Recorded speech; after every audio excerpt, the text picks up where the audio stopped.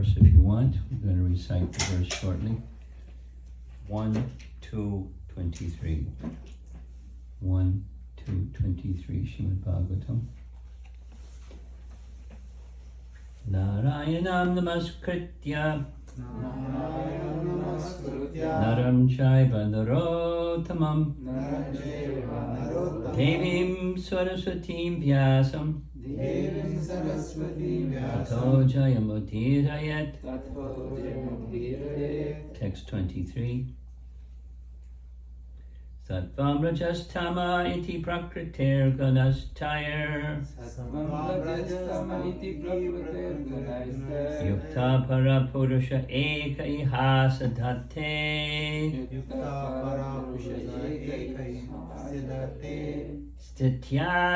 Stityadaye hari virinchi hareti sangya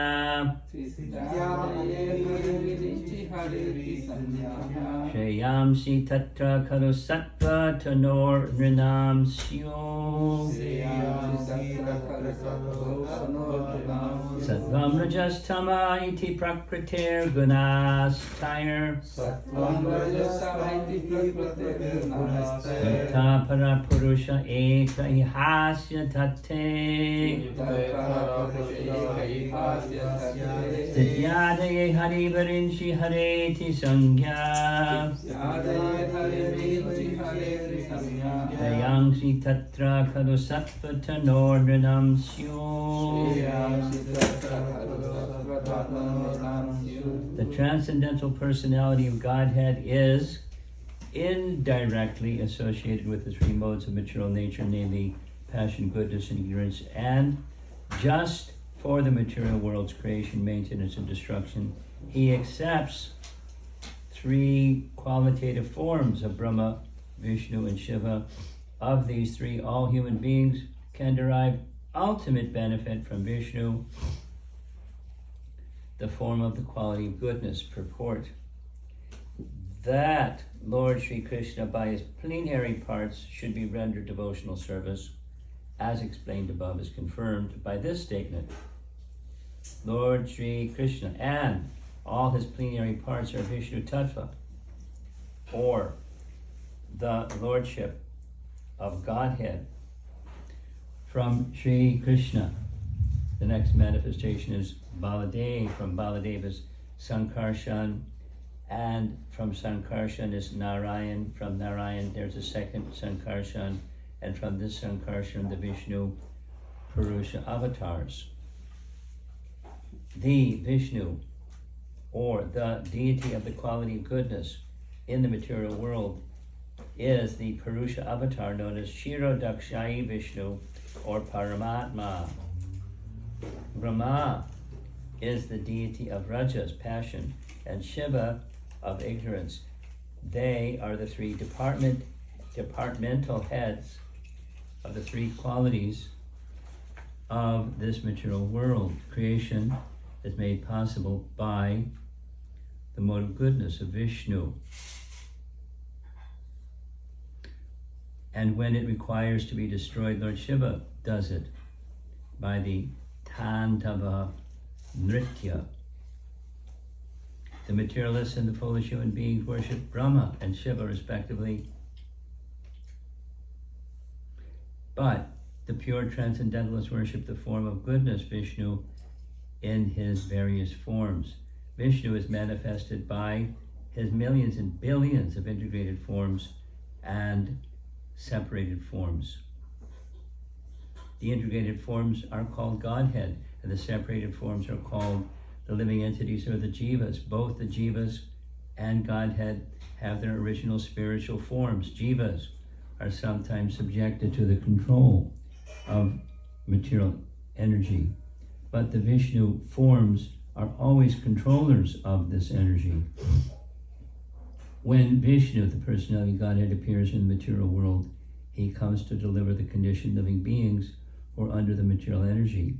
Such living beings appear in the material world with intentions of being lords, and thus they become entrapped by the three modes of nature. As such, living entities have to change their material coverings for undergoing different terms of imprisonment. The prison house of the material world is created by Brahma under the instruction of the personality of Godhead, and at the conclusion of a kalpa, the whole thing is destroyed by Shiva. But as far as maintenance of the prison house is concerned, it is alone done by Vishnu, as much as the state prison house is maintained by the state. Anyone therefore wishes to get out of this prison house of material existence, which is full of miseries, like repetition of birth, death, disease, and old age, must please Lord Vishnu for such liberation. Lord Vishnu is worshipped by devotional service only, and if anyone has to continue prison life in the material world, he may ask for relative facilities for temporary relief from the different demigods like Shiva, Brahma, Indra, and Varuna. No demigod, however, can release the imprisoned living being from the conditioned life of material existence. This can be done only by Vishnu. Therefore, the ultimate benefit may be derived from Vishnu, the personality of Godhead.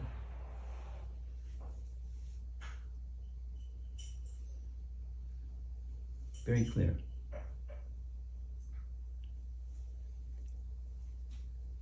We should remember Prabhupada is writing this for an audience that doesn't know anything about anything,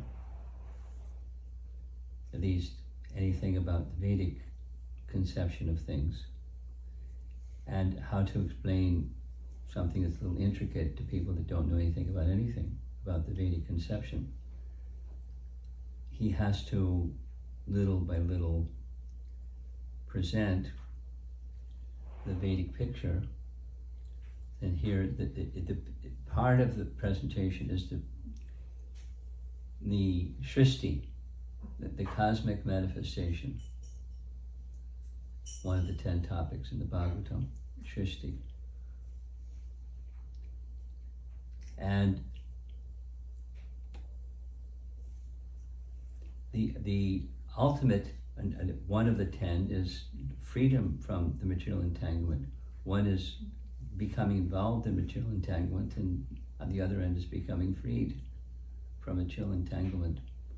And it's all made possible by the sanction of the personality of Godhead.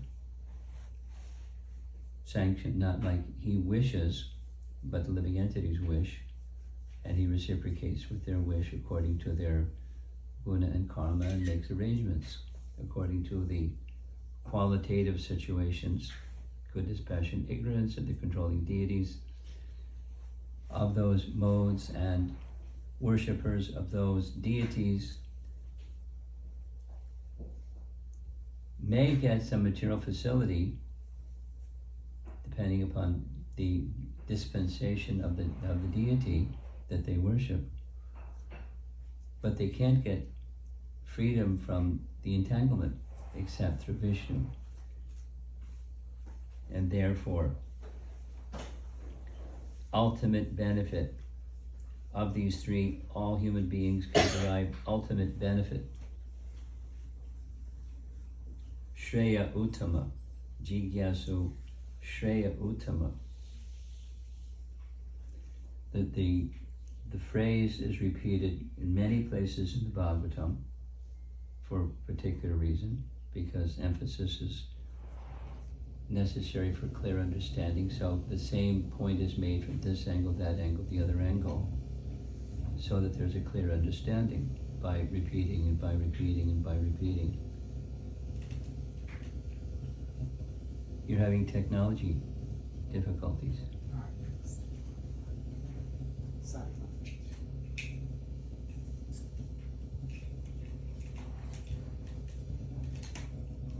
Okay.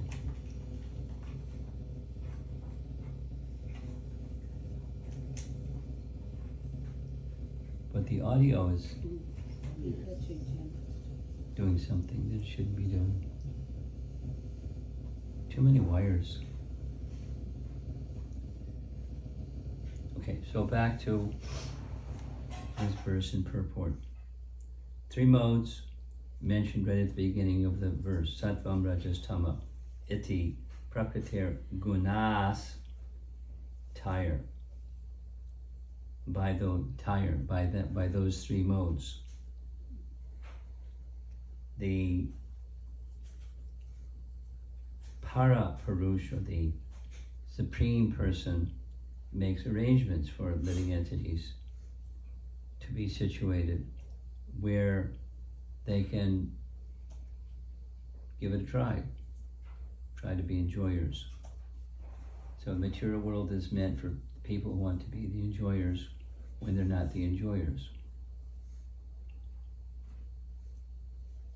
Or a prison, a place for people who don't abide by laws, so they're not put out of existence, but they're given a place where they can take the consequences of their trying to become enjoyers, separate enjoyers.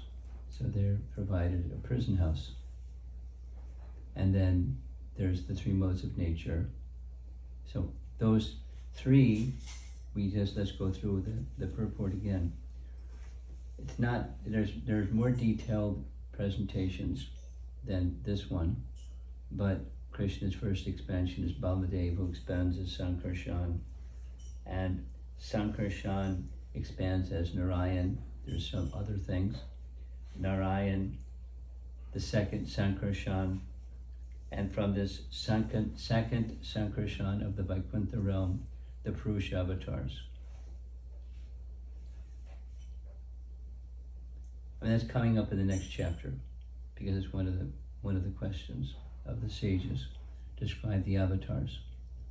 So that's same is discussed again, chapter 3.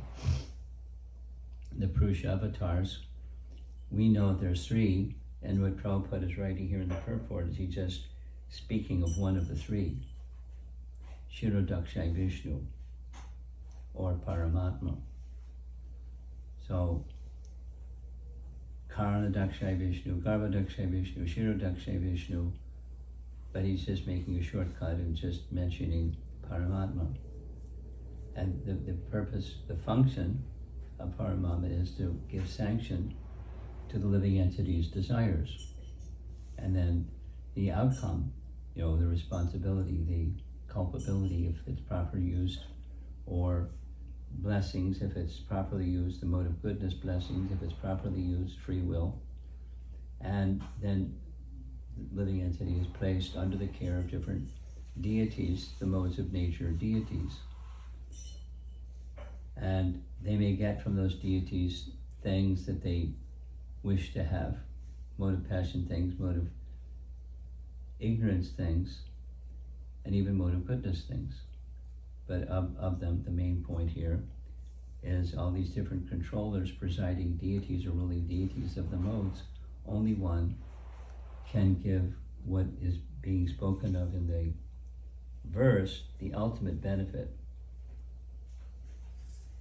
Shreya Angsi, Shreyangsi, ultimate benefit.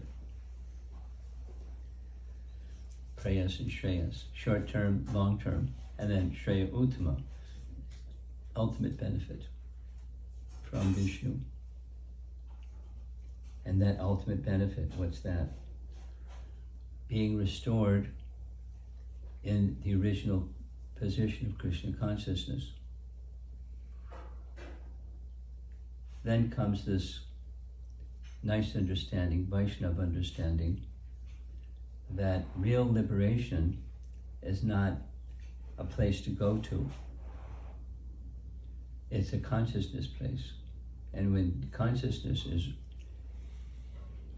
properly situated, then that living entity doesn't have a desire for moksha or liberation or termination of birth and death. Rather, the living entity desires only one thing: birth or no birth, service to the personality of Godhead.